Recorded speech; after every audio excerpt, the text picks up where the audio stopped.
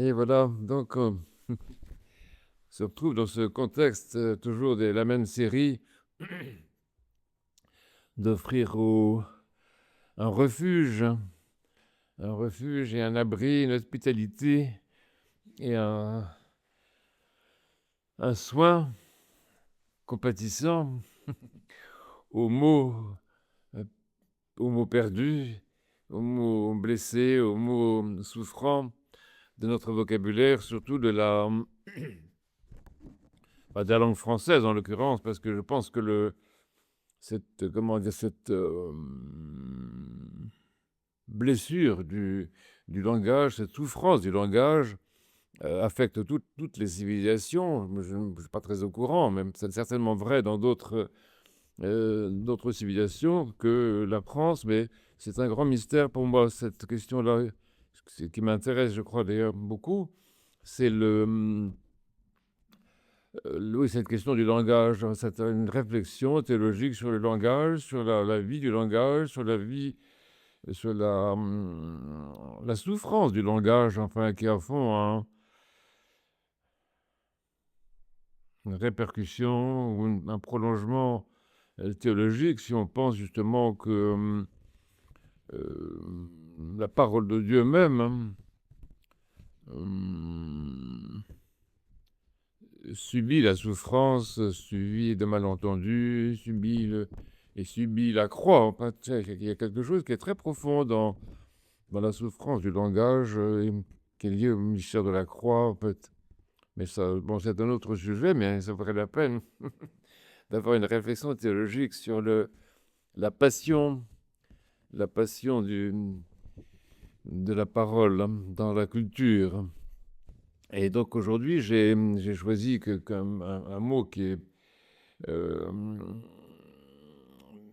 difficile parmi d'autres, qui est un mot qui est en français, que le mot obéissance. Obéissance, alors en français, le mot obéissance, c'est un mot comme d'autres mots de la même pathologie, disons, est un mot qu'on n'aime pas trop pour toutes sortes de raisons, qui vaut la peine quand même de rappeler. Il y a des raisons objectives, des vraies raisons, et des raisons sérieuses pour lesquelles le mot obéissance, et comme dit Molière, non seulement le mot, mais la chose, c'est-à-dire ce qui est derrière le mot, ont un caractère difficile, répulsif ou allergique.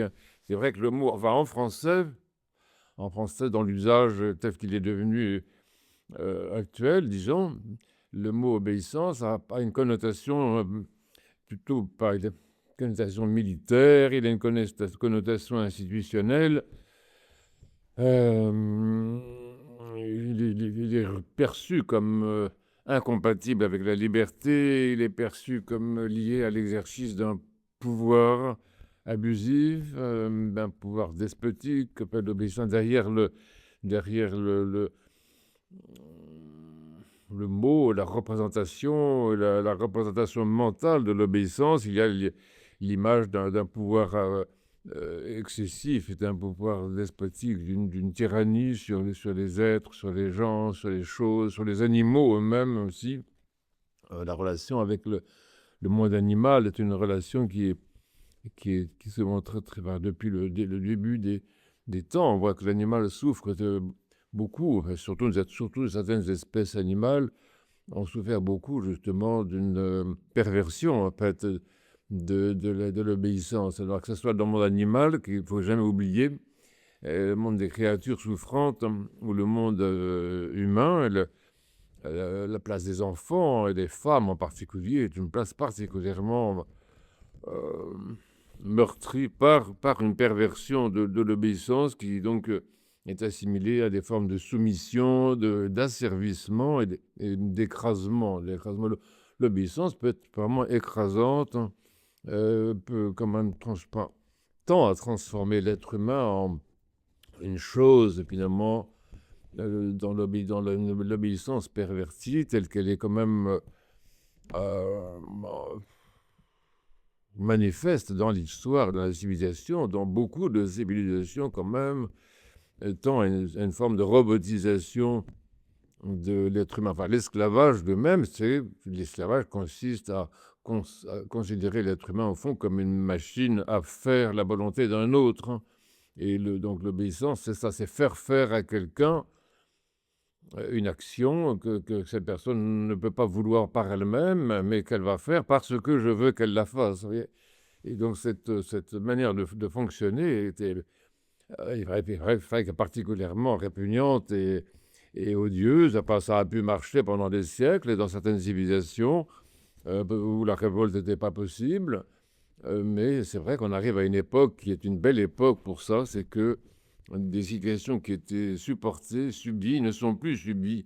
On était une grande époque, moi je pense que le 21e siècle est une grande époque pour l'humanité parce que, évidemment, on ose d'abord dire les choses, on ose révéler le péché, et on ose aussi dire non. On ose dire, bah, voilà, moi je ne travaillerai pas dans ces conditions, moi je ne vivrai pas dans ces conditions. Voilà, on ose aussi ne pas obéir. Ben, ça paraît, c'est peut-être pas le sujet, mais si, c'est quand même le sujet, parce que l'obéissance, dans sa perversion, s'appuie sur le fait que celui qui obéit n'ose pas ne pas obéir. Enfin bon, donc, derrière le mot obéissance, le concept d'obéissance, et l'image que nous en avons, il y a quand même l'idée une morale d'esclave, et d'un usage de la peur aussi, en vue d'obtenir l'obéissance, la peur de la souffrance, par exemple avec les animaux ou avec les êtres humains aussi. C'est vrai que celui qui veut absolument faire obéir autrui n'hésite pas à employer des méthodes douloureuses, hein, parce que la souffrance est un véhicule justement de la puissance. C'est pour ça que c'est très, très, très fort. Parce que la question de la torture, par exemple, dans l'histoire de l'humanité, c'est une des questions les plus importantes. C'est presque plus important que la peine de mort, je ne sais pas.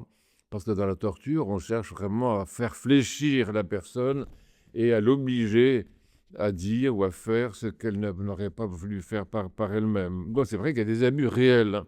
Et donc derrière la, comment dire, le refus de l'obéissance et l'allergie à l'obéissance, il y a aussi des abus réels qui sont dans le domaine de la famille, par exemple. Il y a quand même des cas des abus absolument extraordinaires entre époux, entre parents et enfants.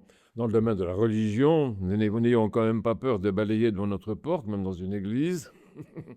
Les abus dans le domaine de la religion, dans le domaine du pouvoir politique aussi, l'usage de la cruauté d'une manière ou d'une autre, l'usage de la cruauté morale, pas forcément physique, pour obtenir de quelqu'un qu'il fasse quelque chose, les fausses images de l'obéissance, même dans le domaine de rapport entre le clergé et le peuple. Il y a beaucoup, je pense qu'il y a beaucoup à faire pour retrouver le sens juste de l'obéissance.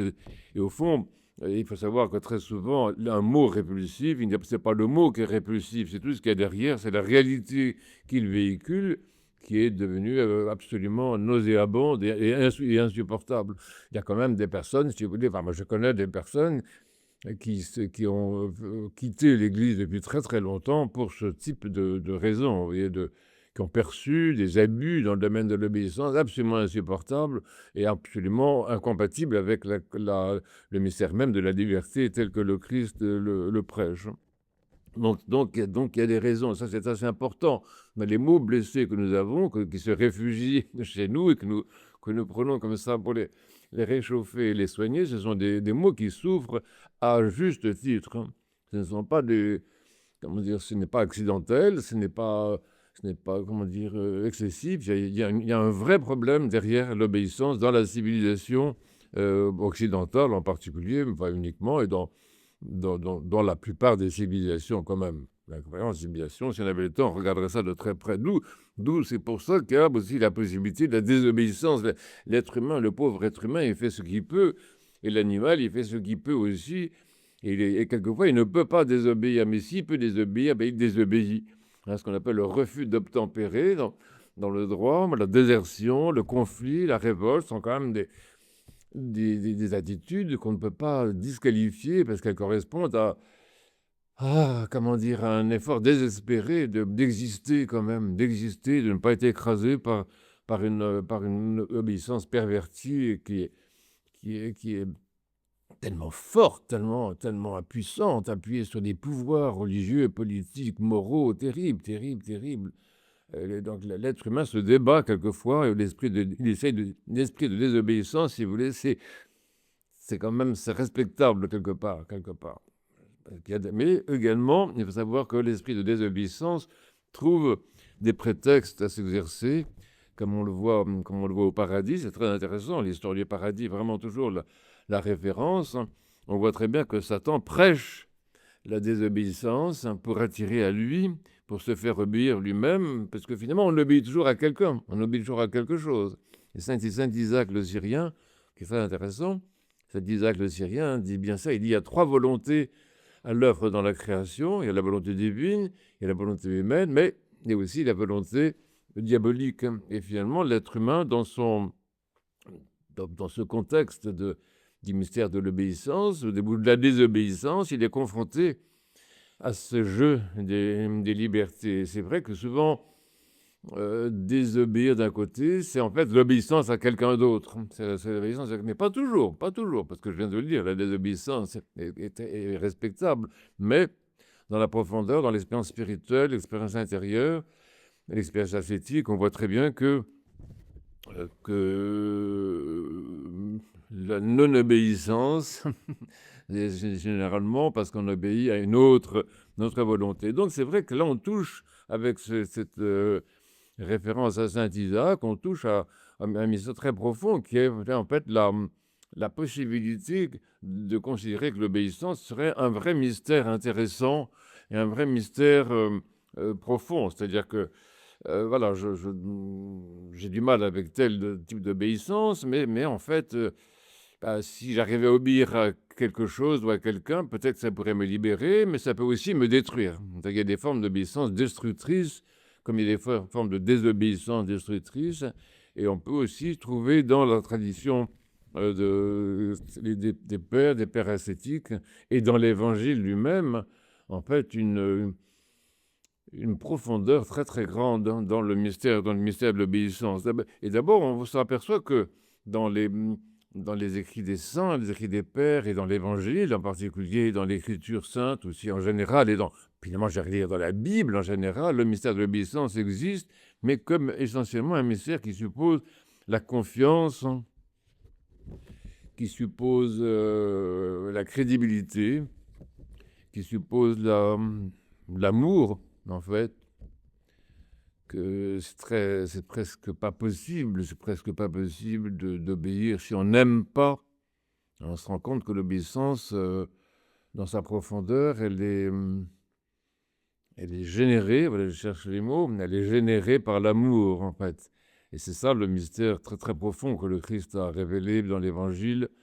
Et voilà, c'est ça, c'est l'obéissance générée par l'amour, l'obéissance générée par une vraie paternité, la paternité divine, mais aussi dans la vie humaine aussi. Il y a quand même des vraies paternités, quelquefois des saintes paternités qui font que l'obéissance, à ce moment-là, n'est absolument pas une contrainte.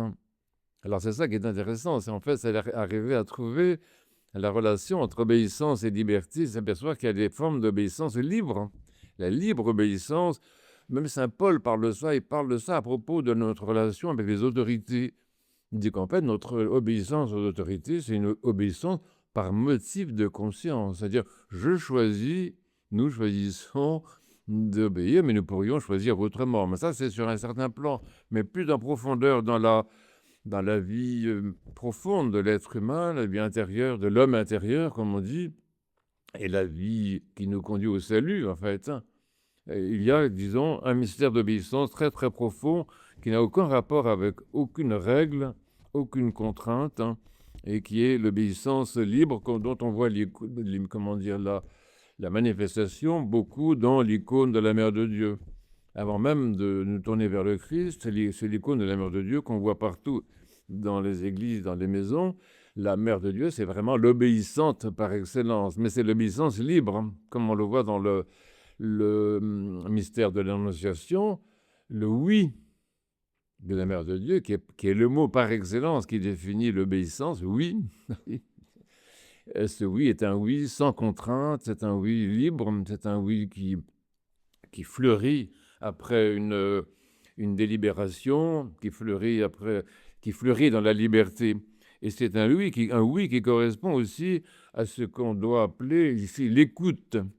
Obéissance, dans beaucoup de langues, enfin en grec, hein, puis en roumain, le mot obéissance se traduit par écouter, ascultare, asculta en roumain, ou hypakoi en grec. C'est un mot très intéressant. Ça veut dire que l'obéissance, c'est vraiment écouter. On écoute, dire qu'on dit ça, non, écoute-moi. Oh, attends, il ne m'écoute pas, mes enfants ne m'écoutent pas. Donc on emploie bien le mot écouter pour signifier l'obéissance. Il y a dans l'obéissance l'écoute, mais chez la Mère de Dieu, c'est très très profond parce que c'est une écoute qui est féconde, hein, ou fécondante, hein. C'est parce qu'elle écoute la parole de Dieu qu'elle devient féconde, hein, de la parole de Dieu. Donc il y a quelque chose dans le ministère de l'obéissance qui est vraiment très important. Si je peux vraiment écouter une parole avec amour, avec confiance, en une personne qui est crédible, parce qu'une personne qui m'aime, une personne qui est amour, qui est, comment dire, indiscutablement crédible, hein, eh bien, cette obéissance va me féconder, va me rendre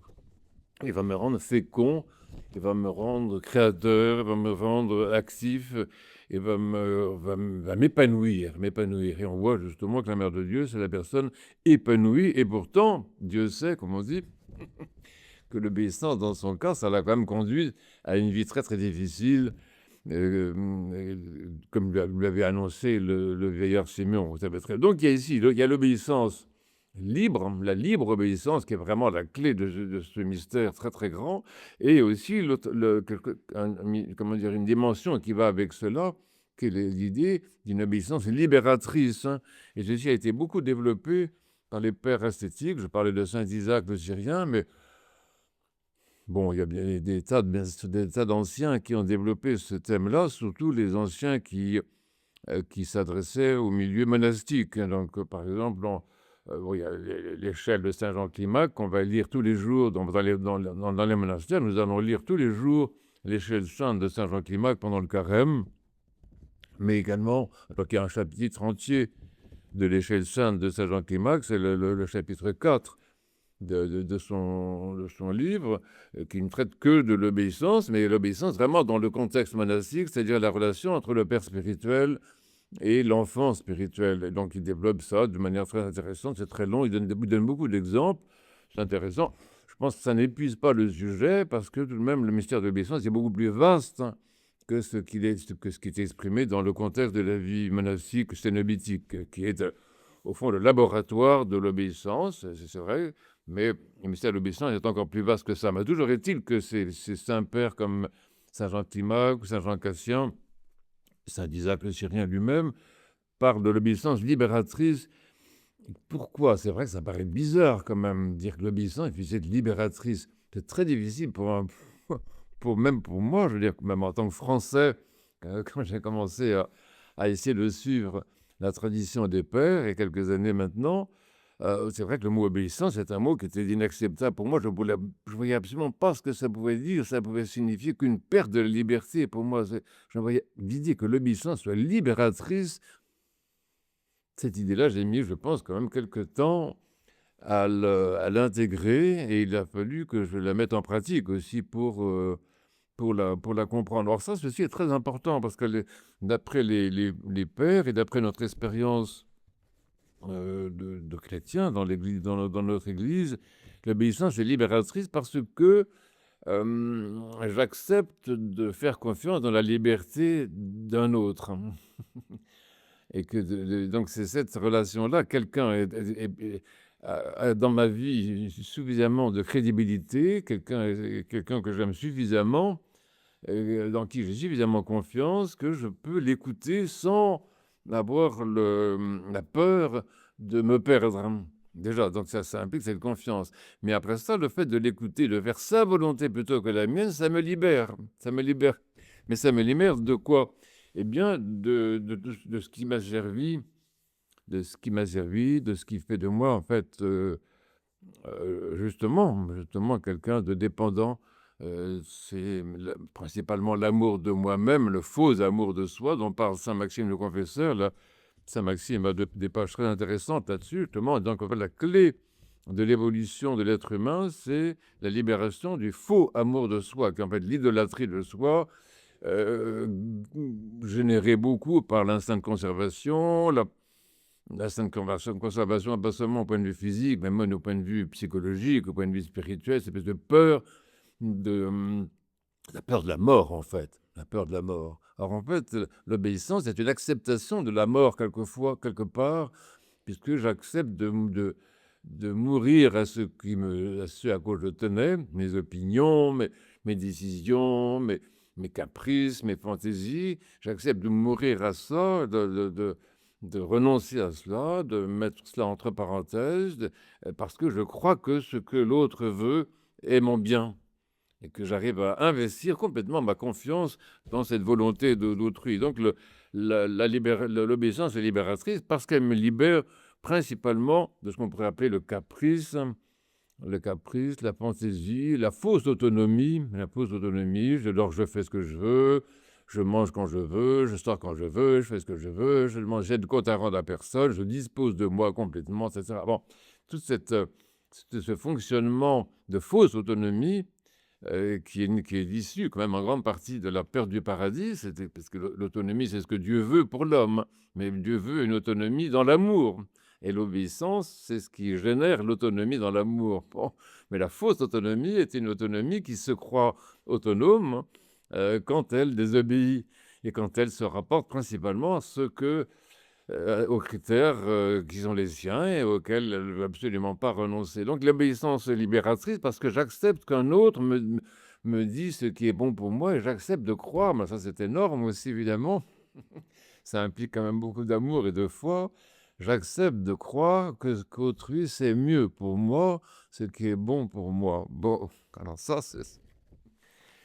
mais ça c'est la base de l'obéissance libératrice dans le milieu évidemment le milieu monastique, mais dans l'Église, dans l'ensemble, dans la vie familiale aussi.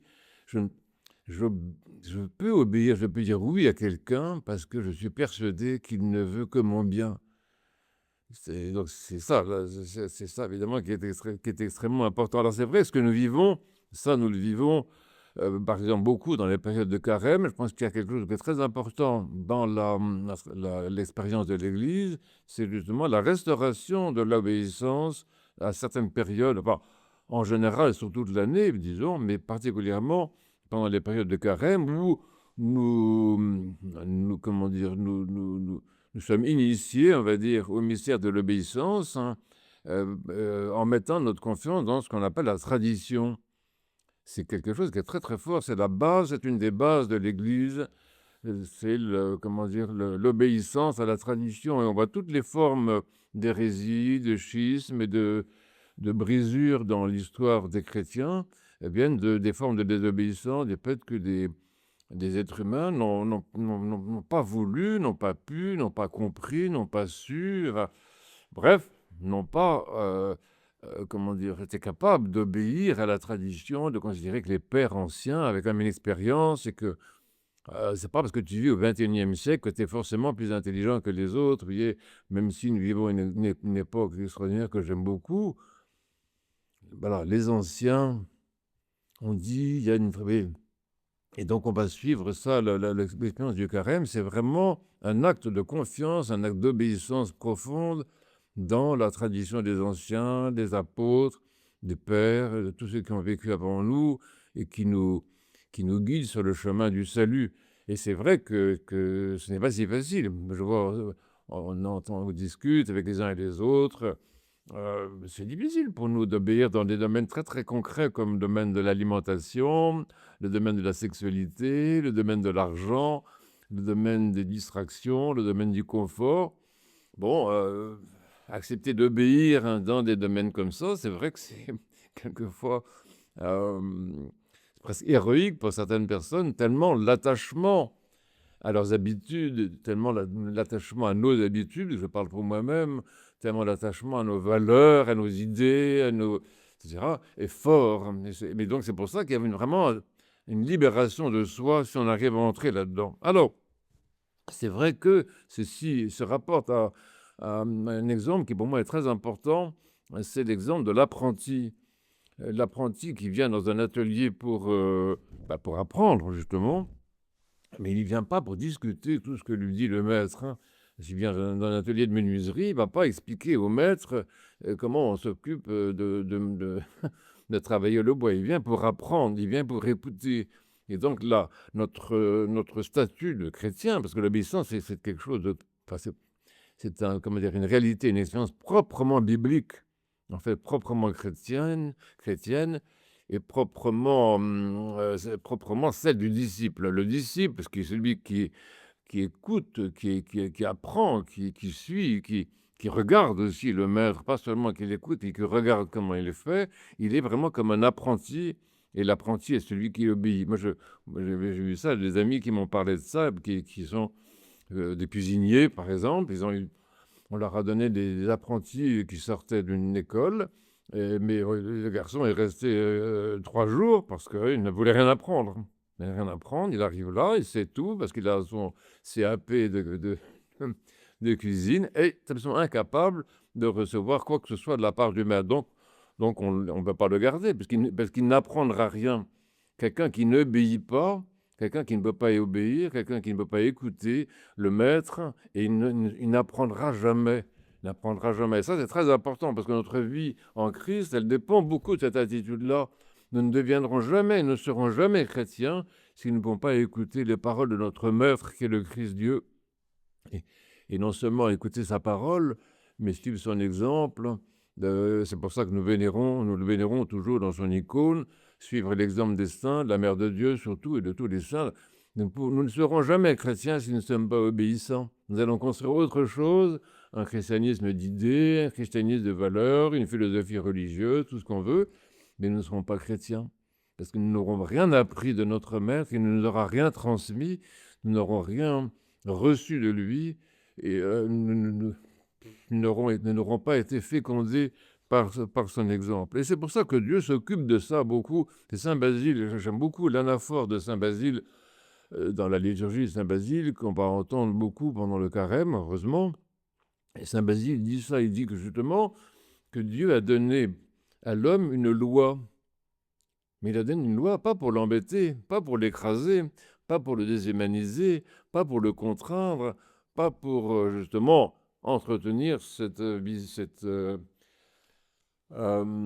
réalité perverse de l'obéissance déformée. Non, mais il a donné une loi pour nous sauver, dit Saint Basile dans cet anaphore. C'est-à-dire que la loi qui est donnée dans un monde déchu est justement donnée par Dieu pour permettre à l'être humain de retrouver le mystère de l'obéissance, de retrouver cette attitude de dire oui, j'accepte, bénis-moi, je veux te suivre, tu es mon Dieu, tu es mon Père, tu es mon Maître, tu es mon Messie, et je te suis, et je veux bien écouter ta parole. Et c'est ce que dit le psautier. Les psaumes sont magnifiques pour ça. Vraiment, la lecture, c'est pour ça que nous lisons les psaumes tous les jours dans l'Église. Certains d'entre nous les lisent entièrement, le psautier, dans la semaine, c'est quand même assez fréquent. Et ceux qui ont plus de temps le lisent en entier dans la journée. Mais la lecture du psaume est très importante parce que c'est dans le psaume qu'on voit comment l'être humain a accepté la loi de Dieu comme chemin d'obéissance et comme chemin de liberté et de connaissance. C'est-à-dire si je peux obéir à mon maître, non seulement je vais être libre, comme je essayé de le dire précédemment, mais je vais le connaître. Il y a un rapport entre obéissance et connaissance. La vraie connaissance n'est pas une compréhension, n'est pas une intellection, ne dépend pas de raisonnement, des démonstrations. Enfin, il y a un ordre de la connaissance qui est celui-là, bien entendu, je ne le nie pas. Mais la vraie connaissance, elle est initiatique, hein. C'est-à-dire qu'elle consiste à suivre le maître à travers les différentes étapes, les différents chapitres de l'illumination et de notre propre épanouissement. Ça, c'est très intéressant. Donc la loi est donnée à l'être humain pour qu'il puisse se mettre sur le chemin, pas d'une vie morale, hein, parce que la morale n'a pas tellement d'intérêt en soi, mais surtout sur le chemin de la connaissance et d'une connaissance par assimilation de ce que vit le maître. Si je suis le maître, que je sois apprenti dans un atelier de menuiserie, ou que je sois apprenti et disciple dans l'Église, qui est ce grand atelier de la vie humaine, en fait, eh bien, je vais apprendre et je vais finir par connaître Dieu. Mais oui, je vais finir par connaître Dieu parce que je lui obéis et que je me nourris de lui, je m'assimile à lui et je me nourris de son corps, de son sang, de sa parole, de sa vie. Vous voyez, c'est ça qui est très très fort. L'obéissance est un chemin de connaissance par assimilation, par immersion, parce que celui qui obéit accepte d'être immergé dans la parole de Dieu, immergé dans la tradition, et une connaissance aussi euh, par infusion, par assimilation. Donc voilà, je peux peut-être arriver à conclure là-dessus en disant qu'en fait, il faut se tourner principalement vers le Christ, parce qu'il y a un mystère qui est très très grand, dont le Christ est l'hypostase, comme on dit, c'est-à-dire la personne absolue, le sujet absolu, et qui est effectivement le mystère de l'obéissance, mais en tant que conjugaison des volontés. C'est ça, l'obéissance n'est pas une soumission. L'obéissance, ça revient plutôt à une alliance, à une conjugaison. Le mot, la conjugaison, c'est un mot qui est très beau parce que étymologiquement, ça veut dire être sous le même joug. Donc, quelqu'un qui est dans l'obéissance, c'est Saint Jean Cassien que j'aime beaucoup qui dit ça, l'obéissant n'est pas soumis à un autre. Non, l'obéissant, il est celui qui, avec son maître, porte le joug ou tire, comme il dit, il fait penser à des animaux, vous savez, qui tirent sous le même joug. On voyait ça à une époque quand les animaux étaient attelés, quelquefois ils étaient deux sous le même joug, ils tirent ensemble le fardeau. Et bien sûr, le disciple par rapport au maître, il est conjugué au maître pour justement avancer spirituellement. Et cette conjugaison se fait par l'union des volontés. Quand le Christ dit avant la croix, que ta volonté soit faite, il prononce la parole la plus euh, insupportable de certaines façons et la plus grande que l'être humain puisse prononcer. Parce que c'est quand je peux dire que ta volonté soit faite à quelqu'un en qui j'ai confiance, en quelqu'un en qui je crois, en quelqu'un qui est absolument digne de ma confiance, qui ne peut pas me tromper parce qu'il est mon Père céleste, absolument bon et absolument sage, quand je peux dire ça, eh bien, je deviens une personne. Donc c'est ça qui est important dans le mystère de l'obéissance, c'est l'émergence de la personne. On devient une personne par l'obéissance. Parce que par l'obéissance, on passe d'une vie individuelle, individualiste, égocentrique, oui, égocentré, égoïste, enfin tout ce qui peut être égo, tout ce qui tourne autour de l'ego, à une vie qui se construit dans la communion, en fait. L'obéissance, par le dialogue, par la conjugaison des volontés, nous fait entrer dans ce qu'est la vraie vie, qui est la vie divine, en fait, qui est la vie trinitaire, la vie de communion des personnes, où chacun dit toi, toi, toi. Alors, il y a une histoire qui est drôle, je raconte souvent, c'est une histoire d'une personne qui était enceinte. Alors, elle était enceinte, c'est très bien, et ça durait un petit peu. C'était à l'époque où il n'y avait pas d'échographie au début. Puis ça durait, ça durait, ça durait, ça durait. Tu n'accouchais toujours pas, mais les années passent. Arrive l'invention de l'échographie, on regarde et on voit deux petits vieux dans le ventre de cette maman, deux petits vieux qui sont chacun à dire après toi, non après toi, non après toi, après toi. Alors, c'est un peu ça l'obéissance, c'est dire qu'est-ce que tu veux, plutôt dire je veux faire ça, toi qu'est-ce que tu veux, dis-moi ce que tu veux et je veux faire ta volonté. Donc, cette émergence de la personne, je plaisante avec ça, mais pour alléger la réflexion, dans le fond, c'est la voie de l'épanouissement. Ça se vit dans la famille, dans le couple en particulier. C'est très important. Dieu a donné au paradis le couple, parce que justement, comme situation qui permet à l'être humain d'acquérir cette vie trinitaire par l'obéissance, mais l'obéissance mutuelle. Mutuelle. Et cette obéissance mutuelle, si on avait le temps, on montrerait que dans la divine liturgie, par exemple, il y a cette obéissance mutuelle. C'est extrêmement important. L'obéissance est une réciprocité. Chacun dit à l'autre, toi, tu. On ne dit pas je, on dit tu, toi, toi, toi, toi. Toi, qu'est-ce que tu veux? Après toi, qu'est-ce qui te ferait plaisir? Que ta volonté soit faite, ce qu'on dit évidemment partout. Donc ça, c'est très important. C'est par l'obéissance, donc l'être humain s'épanouit d'une manière vraiment, qui devient vraiment une personne. Ça, c'est très important. Et c'est par l'obéissance qu'il trouve ou qu'il retrouve beaucoup de joie, beaucoup de bonheur. C'est la béatitude des saints. Pourquoi est-ce que c'est la béatitude des saints? Parce que c'est la familiarité avec Dieu. C'est par l'obéissance que l'être humain retrouve cette, j'allais dire, complicité avec Dieu, familiarité avec Dieu. l'état de fils, en fait, l'état de fils. Nous devenons des fils et des filles de Dieu, bah oui, par l'obéissance. Et nous passons d'une vie d'esclave, une vie de serviteur. Vous savez, il y a tous les différents mots qui sont employés, en particulier dans la parabole du fils prodigue. Il y a une série de mots très intéressants. Donc on voit que l'être humain passe de l'esclavage à l'état de salarié, et de l'état de salarié, il passe à l'état de fils. Mais c'est l'état de fils, c'est celui qui est complètement dans l'obéissance libre, qui est complètement dans la confiance, complètement dans la communion, complètement dans l'égalité aussi des personnes. Mais oui, c'est- le Christ est quand même celui qui met l'être humain à la droite du Père, c'est-à-dire en situation d'égalité. Mais il le met en situation d'égalité avec Dieu par l'obéissance.